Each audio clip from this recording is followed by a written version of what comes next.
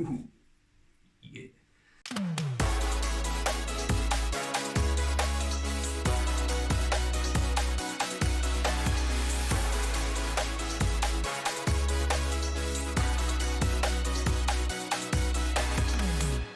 Hey everyone, it's Anthony here at Talk and Review, and today we're talking about a movie that came out ages ago. Yep, that's right, it's the first time I got around to seeing it, and it's been out a very long time. That long that I watched this on TV.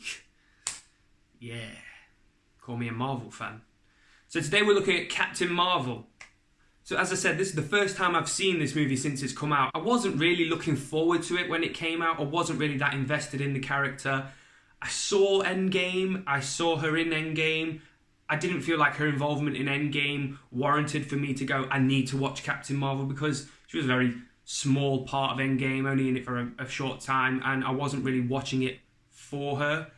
That being said, I actually quite enjoyed this movie. Quite surprisingly, actually, because when you have an expectation of a movie, as I did with this one, I thought it was just going to be generic run-of-the-mill Marvel, and for most part of this movie that is true. It is run-of-the-mill Marvel. I think I've watched a lot of really bad movies recently, because run-of-the-mill Marvel seems to be much better than run-of-the-mill anything else, and it kind of makes you appreciate how good Marvel movies are. So let's talk about Brie Larson for a second. I thought she really nailed this character. I wasn't too impressed with her portrayal of Captain Marvel in Endgame. She seemed very sure of herself, and I think because I didn't watch Captain Marvel and I saw her at this point of being this character, I was kind of like, I don't really care for that character.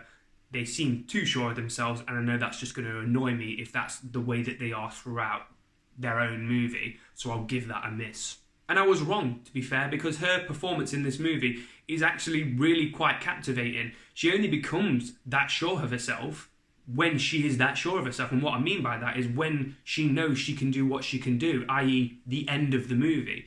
So I was very wrong with that, and, you know, I shouldn't judge a book by its cover. Naughty, Anthony! So yeah, she had a really good performance in this movie, and, you know, hats off to her. So I want to talk about the DeAging technology in this movie before I talk about anything else, because I have seen some absolutely horrific DeAging technology in some movies. It too is a prime example of absolutely horrific DeAging technology. It's so obvious and it throws you out.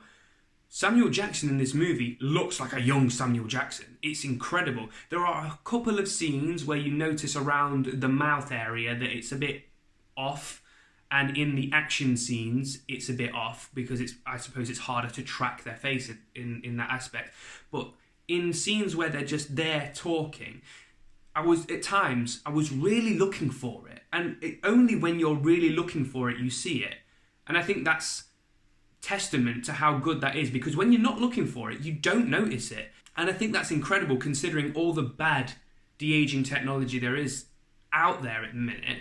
So, you know, hats off to them on that one. They really did a good job on the de-aging technology. Bar Phil Coulson, though, he didn't look good. It's a good job he's probably not in it for a lot, because that didn't look good. But Samuel Jackson, they nailed. Absolutely nailed. So let's talk about Nick Fury. Let's talk about his character in this movie. I have some thoughts on his character in this movie. I very much understand and appreciate that he is a much younger person than he is in the Avengers movies, and that he is still working his way up through the S.H.I.E.L.D. ranks. That being said, I didn't expect him to be as silly as he is in this movie. He feels like he is the comedy relief in this movie, but not in a good way. This movie does have comedic vibes all the way through, but that's with everyone. But I feel like they weigh too much on Nick Fury's goofiness almost, and it's really off-putting from someone that you know is so powerful, so controlling, and the head of S.H.I.E.L.D. And like I said, I know that he's much younger, but he is not a new recruit at this point. He's tenured enough to not be fazed by aliens. So, you know, he's not new recruit. If he was at the level of Phil Coulson at that point, the new guy, I could understand it. But I feel like he's tenured enough in his job to not be as silly as he is, or used as just a reason to get cheap laughs out of it.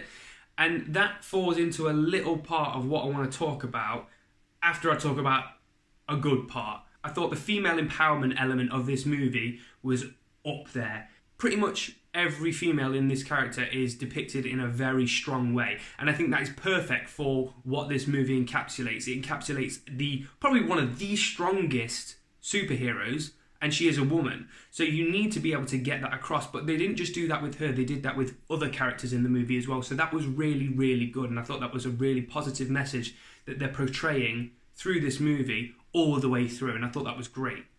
On the flip side though, I feel like at times the movie went out of its way to demasculinate, if that's a word, men. And what I mean by that is there is a specific scene where an alien is scanning Samuel Jackson and it says, human male, little to no threat at all. And I don't think it's necessarily needed, really. You don't have to do one to achieve the other. And what I mean by that is you don't have to put men down to make women great.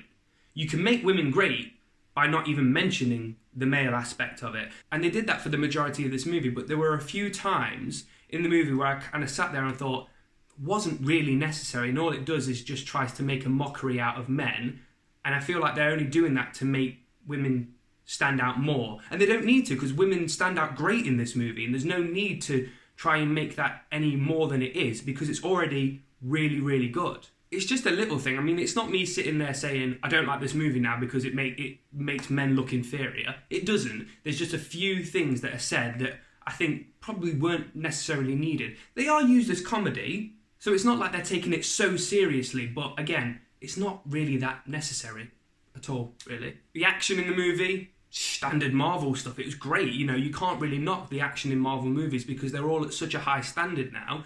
You get exactly what you expect, so no disappointment there.